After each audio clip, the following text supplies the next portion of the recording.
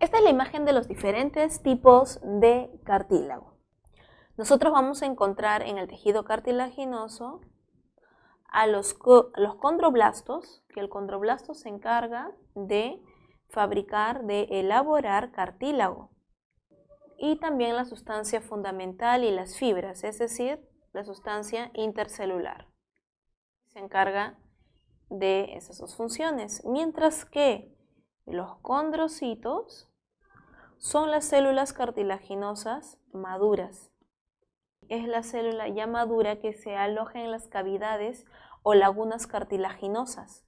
Son conocidos estos como las condroceles o condroplasto también, condrocele o condroplasto. Observamos en la imagen, chicos, los diferentes tipos de cartílago, el cartílago hialino, el cartílago elástico y el cartílago fibroso. El cartílago hialino es el más abundante en el feto.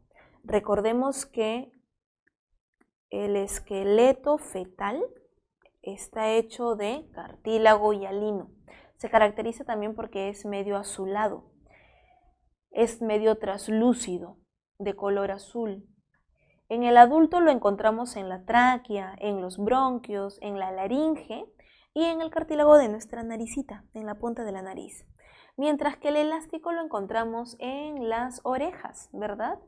Pero no solamente en la oreja, también en la epiglotis y en los conductos auditivos. Mientras que el fibroso lo encontramos en los discos intervertebrales. Tiene gran cantidad de fibras colágenas, como lo podemos ver, gran cantidad de fibras muy gruesas, y posee poca sustancia fundamental, ¿no? Poco líquido, es más que todo una estructura más rígida, ¿no? Por eso es cartílago fibroso, evita el contacto directo, el roce de los huesos. No olvidemos que al cartílago lo recubre la membrana conocida como el pericondrio. El peri alrededor, condro viene de cartílago. El pericondrio lo encontramos recubriendo el cartílago hialino y el elástico. El hialino y el elástico. Esta membrana, el pericondrio, posee vasos para nutrir obviamente al cartílago y es una membrana de tejido conectivo. Estas cositas tan específicas obviamente son para el área de ciencias. Los del área de letras o del área de ciencias políticas, bloque D, bloque E, que les vienen 4 preguntas de biología, lo que sí deben de saber es dónde encontramos los diferentes tipos de tejido cartilaginoso, en dónde se encuentra. Muy bien, continuamos. El tejido conectivo óseo puede ser el esponjoso o de tipo compacto.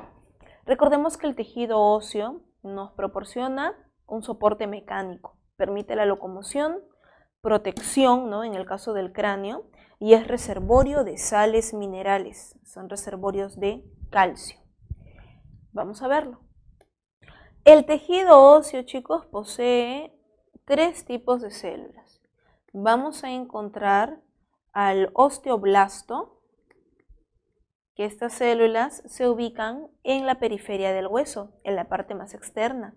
Es la que se encarga de sintetizar el material orgánico del hueso, colágeno y proteínas. Produce colágeno y demás proteínas, que el colágeno es un tipo de proteína. Los osteocitos son los osteoblastos atrapados en el hueso mineralizado, aquí adentro, cada uno de ellos. Están alojados en las cavidades, en las lagunas óseas. El osteocito se encuentra en la osteocele, ¿sí? O el osteoplasto también lo llaman, osteocele o también llamado osteoplasto. El osteocito se encuentra en el interior de la osteocele o osteoplasto. Ellos se comunican entre sí a través de los canales de Haber. Es una comunicación que hay entre todas las células. Recuerden, chicos, que están en los canales de Haber. Recuerden que el tejido óseo es un tejido vivo. Nuestro hueso constantemente se reabsorbe, ¿no? O un proceso también llamado resorción, y se vuelve a formar. Se vuelven a formar los cristales de hidroxiapatita, los cristales de calcio. ¿Quién reabsorbe o quién genera el proceso de resorción del hueso? Son los osteoclastos. Los osteoclastos son células que se encargan de degradar el hueso. ¿Y por qué? Porque obviamente el hueso se tiene que regenerar y seguir almacenando minerales, seguir almacenando calcio. El osteoclasto reabsorbe, el osteocito forma, se encuentra en la osteocele, ¿verdad? Y el osteoplasto genera la parte del material orgánica del hueso. Ahora, por aquí podemos ver un osteocito, ¿no? Por ejemplo, más hacia la parte externa. Encontramos el periósteo, que es la membrana que recubre al hueso, los canales de Havers. Cada uno de estos redonditos son los sistemas de Havers. Es el sistema de Havers, que entre ellos se comunican. Aquí lo podemos ver, ¿no? Toda esta estructura. Se comunican entre ellos para pasarse agua, nutrientes, sales minerales. Diáfisis es la parte dura del hueso, el hueso duro, y las epífisis son los huesos, la parte del hueso esponjoso. Esto se ubica en un hueso largo, ¿no? Como por ejemplo el fémur. El canalículo de Boltzmann, por si acaso, el canalículo de Boltzmann es a través del cual, gracias al periósteo, llegan los nutrientes y un nervio, porque los huesos también sienten. También tenemos sensibilidad en nuestros huesos. Aquí llega vena, arteria y nervio a través del canal de Boltzmann. Y los canales de Havers permiten la comunicación entre sistema y sistema de Havers. El tejido especializado, el tejido conectivo especializado sanguíneo, vamos a encontrar aquí que tenemos eritrocitos, conocidos también como glóbulos rojos o hematíes, los leucocitos o glóbulos blancos y los trombocitos. Los leucocitos o glóbulos blancos, ellos son los que hay una mayor variedad, ¿verdad? Porque ellos pueden ser agranulados o granulados. El grupo de los agranulados son los monocitos y los linfocitos, mientras que aquellos que tienen gránulos son los neutrófilos, basófilos y eosinófilos. Cada uno de ellos cumple funciones diferentes, pero en algunos casos son funciones complementarias. Vamos a conocerlos un poco más. Estas son las células de nuestro tejido sanguíneo. Encontramos por aquí los basófilos, neutrófilos y eosinófilos. Sabemos que ellos tres son los granulados. ¿Y qué contienen en sus gránulos? Tienen principalmente gránulos de histamina. Por ejemplo, en el caso de los neutrófilos son los más abundantes en nuestra sangre. Ellos ingieren y destruyen a los microorganismos de manera rápida a nivel de tejido. Ellos se pasean por nuestros tejidos y se comen a las bacterias que se puedan meter.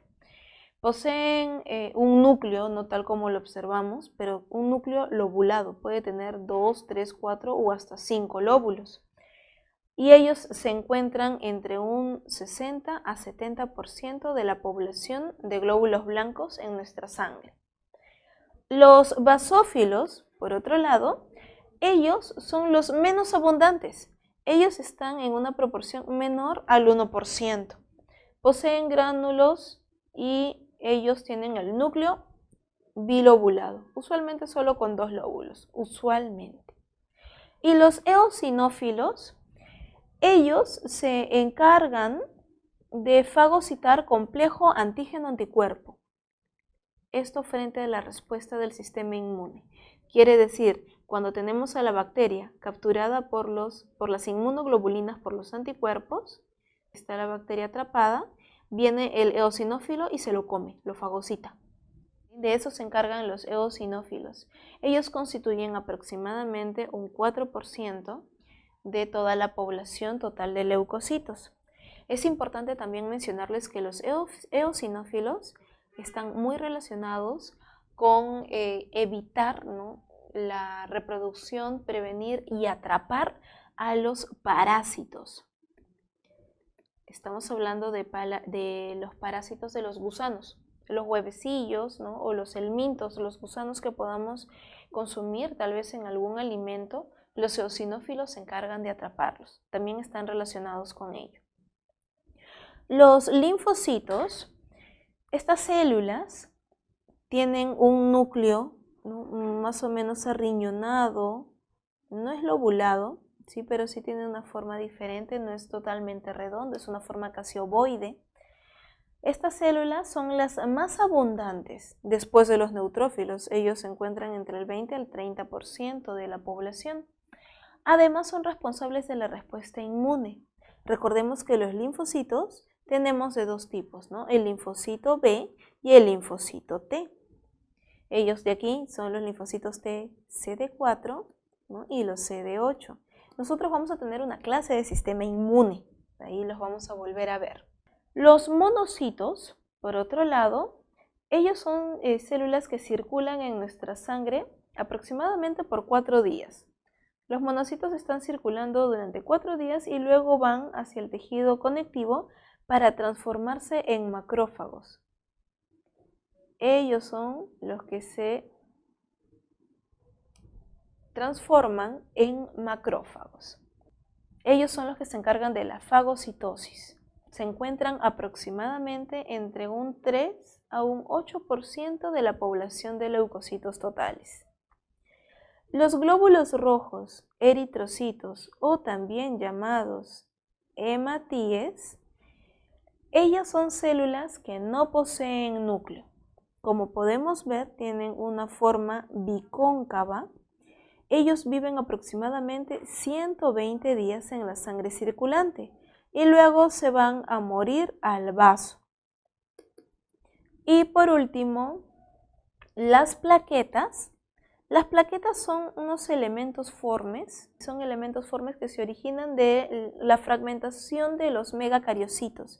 El megacariocito es como una especie de célula gigante o conjunto celular gigante, como si fuera una galleta, pero se parte en un montón de pedacitos. Esos pedacitos son las plaquetas. Las plaquetas, recordemos que intervienen en el fenómeno de coagulación, porque ellas producen la famosa tromboplastina, en presencia de calcio y vitamina K. Sí, vitamina K, no lo vayan a confundir con potasio, vitamina K. Esta transforma, ¿no?, la protrombina en trombina y luego se transforma el fibrinógeno a fibrina y esto es lo que forma las redes o mallas para el proceso de coagulación. Y la tromboplastina, recuerden que actúa sobre la protrombina para transformarla en trombina. Y la trombina a su vez actúa sobre el fibrinógeno para que éste se convierta en fibrina. Y la fibrina se caracteriza por ser insoluble.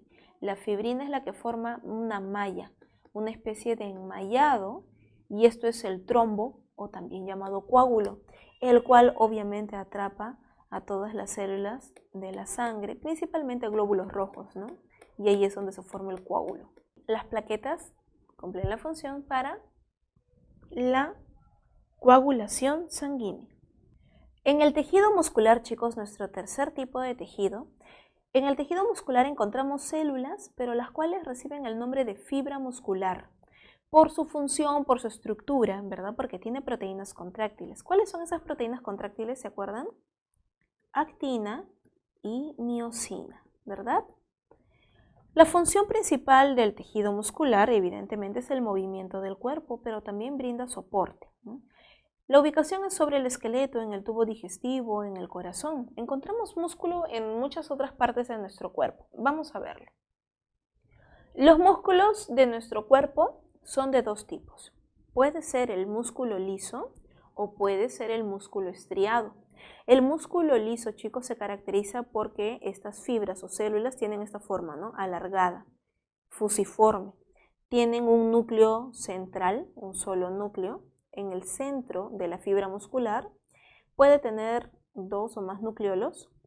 y tiene una contracción involuntaria, lenta, de tipo lento. Esa es una característica principal.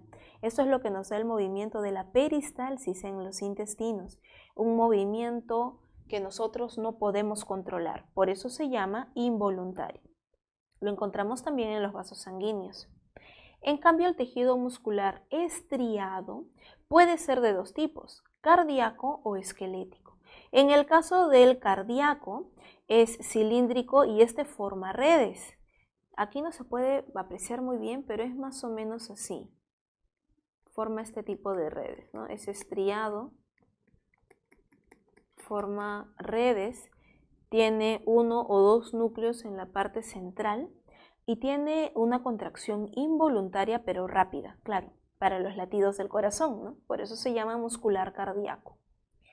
Y el músculo esquelético también es cilíndrico, pero no forma redes. Tal como lo vemos, es así, de esta manera, casi tubular, ¿no?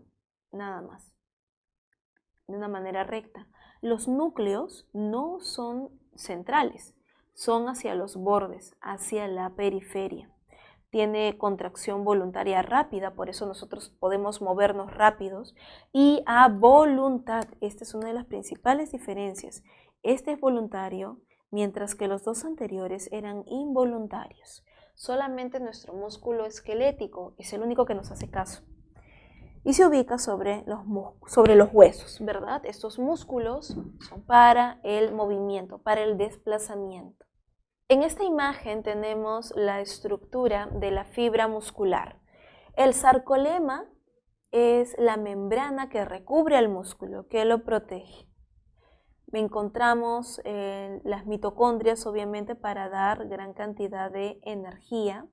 Encontramos los miofilamentos y las miofibrillas. Cada una de las miofibrillas tienen esta estructura. La banda A, la línea Z, ¿no? Entre uno y otro, la línea Z. El sarcómero, que es la unidad fundamental, la unidad funcional, y encontramos por aquí las estructuras de actina y miosina. Miosina hacia el centro y la actina, ¿verdad? Que forma la parte de el despliegue. Recuerdan que aquí lo que ocurre es una contracción y al contraerse la actina va por encima de la miosina. Se contrae de esta manera, se cierra, ¿verdad? Cerrándose. Vamos a verlo a continuación. Tal como nosotros podemos observar, la zona H es la zona de separación, pero cuando ocurre la contracción, la zona H se vuelve casi nula hasta casi la línea M, porque estas líneas en rojo se cierran. La actina se empieza a cerrar sobre la miosina, que lo tenemos en morado. Uno sobre la otra, se cierra por completo. Y ahí es donde ocurre el proceso de contracción. Recordemos que en la contracción están relacionados el calcio, están relacionados también diferentes iones, está relacionado el ATP para el gasto de la energía. Y por último, chicos, nuestro último tipo de tejido animal, el tejido nervioso. El tejido nervioso se caracteriza porque es altamente especializado. Tiene propiedades de irritabilidad y conductividad.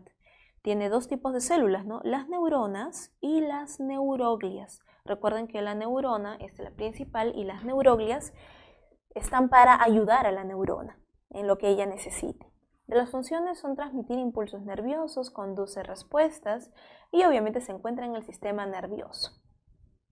Recordemos, chicos, que el tejido nervioso deriva del ectodermo, ¿no? Deriva del ectodermo y una pequeña parte del mesodermo en realidad. Principalmente del ectodermo y del mesodermo las microglias. Las células del tejido nervioso, recordemos que son altamente especializados, ¿no? Entre ellos las neuronas. La neurona puede variar su tamaño entre 4 a 140 micras aproximadamente, dependiendo de cuál se trate, ¿no? Vemos diferentes tipos de neuronas. Las neuronas bipolares, que usualmente son interneuronas o llamadas también neuronas de conexión. Esto es para llevar los impulsos nerviosos, ¿no? La unipolar, que suelen ser sensitivas, y las multipolares, ¿no? Que son usualmente las motoras. Ellas tienen neurofibrillas, tienen mitocondrias, los gránulos de Nissl, ¿no? En el interior, no los están señalando por aquí, pero estos son los gránulos de Nissl, tienen aparato de Golgi. Los gránulos de Nissl, por si acaso, son solamente de retículo endoplasmático rugoso, muy distribuido en toda la célula. ¿Qué más encontramos a ver respecto a ellas? Las vainas de mielina. Las vainas de mielina, recuerden que la mielina es un tipo de cerebrócido, es una esfingomielina, son esfingolípidos, son lípidos de tipo complejos. Entre vaina de mielina y vaina de mielina hay un pequeño espacio conocido como el nodo o nódulo de Ranvier en donde ocurre la polarización, ¿no? El salto nervioso. Eso lo vamos a ver todavía en sistema nervioso, en la semana número 10 aproximadamente. En esta imagen, chicos, nuevamente les señalan las partes de la neurona, ¿no? El soma o cuerpo, la parte del axón, las vainas de mielina o capa de mielina. Recuerden que las vainas de mielina son formadas por las células de Schwann, pero en el sistema nervioso periférico, porque la vaina de mielina es formada por el oligodendrocito en el sistema nervioso central. Célula de Schwann en el sistema nervioso periférico y oligodendrocito en el central. ¿Quiénes son el sistema nervioso central? Sistema nervioso central es el encéfalo y la médula, o sea, todo lo que está protegido por hueso en nuestro cuerpo. Si tú te das cuenta, solamente el cráneo, ¿no? y la columna vertebral protegen al encéfalo, que es el cerebro y todos sus amiguitos, cerebro, cerebelo, bulbo, protuberancia, todo. Encéfalo y médula están recubiertos por hueso. Eso es el sistema nervioso central. El periférico son todos los nervios que salen del cerebro y de la médula. Las neuroglias, por otro lado, encontramos al oligodendrocito, como les había mencionado, que forma las vainas de mielina. Encontramos a los astrocitos, que tienen la función de sostén o soporte. Encontramos también los encargados de la nutrición, que son los oligodendrocitos para la vaina de mielina. Las microglias, que tienen el papel de defensa, también son llamadas microgliales, por si acaso. Microglias o microgliales. Ellos defienden a la neurona. Recuerden que a nivel del cerebro no tenemos sistema inmune como tal. Son las microglias las que protegen a nuestro cerebro. No muy eficiente, ¿no? Porque definitivamente a veces se meten parásitos a nivel cerebral, como los cisticercos. Encontramos ahí la famosa triquina, ¿no? Que se mete a nivel cerebral. Las microglias frente a ello no tienen defensa. Y nos mencionan por aquí las células de Schwann también, ¿verdad? Para la formación de la vaina de mielina en el sistema nervioso periférico, oligodendrocito, sistema nervioso central. Pero aquí nos faltan unas más, que son las células ependimarias. Las células ependimarias recubren el epéndimo. ¿Y dónde está el epéndimo? El epéndimo es un conducto, sí, por aquí tenemos el encéfalo, por aquí está la médula. El epéndimo es un conducto que va por el centro de la médula. Si nosotros hacemos un corte transversal de la médula, recuerdan que la médula tiene forma de H. Tenemos la materia blanca, la materia gris hacia el interior y aquí en el centro hay un orificio. Ese es el epéndimo. Es un conducto que va a lo largo de toda la médula por donde circula el líquido cefalorraquídeo. Las células ependimarias se encargan de tapizar todo el interior, estarían aquí, ¿no? Se encargan de tapizar todo el interior del epéndimo. Y por último, chicos, aquí en su separata les mencionan, ¿no? Las microglias les indican que son pequeñas, tienen prolongaciones largas, tienen capacidad fagocitaria, ¿no? Por eso cuidan al sistema nervioso central de enfermedades infecciosas. Los oligodendrocitos, ellos tienen menos prolongaciones, son más cortas sus prolongaciones, producen mielina para la vaina en los axones de las neuronas del sistema nervioso central, mientras que en el periférico son las células de Schwann, como ya las habíamos mencionado. Y los astrocitos, que tienen forma estrellada, tienen largas prolongaciones, mantienen el ambiente en el sistema nervioso central. Se comportan como amortiguadores en el entorno. Su citoplasma da soporte mecánico a las neuronas. Por eso los astrocitos cumplen la función de soporte.